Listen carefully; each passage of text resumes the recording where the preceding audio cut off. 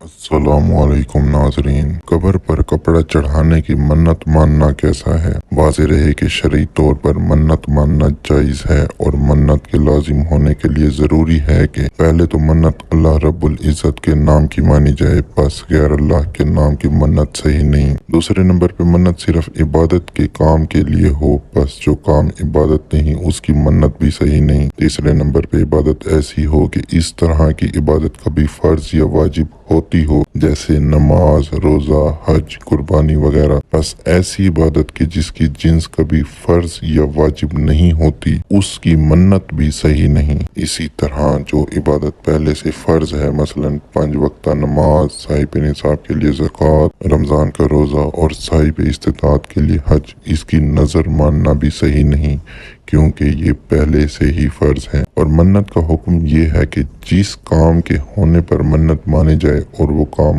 हो जाए तो उस मन्नत का पूरा करना वाजिब हो जाता है। सूरत मसूला में कब्र पर चादर चढ़ाने की मन्नत मानना ही नाजायज़ है, लिहाजा घर वालों के लिए इसका पूरा करना भी जायज़ नहीं।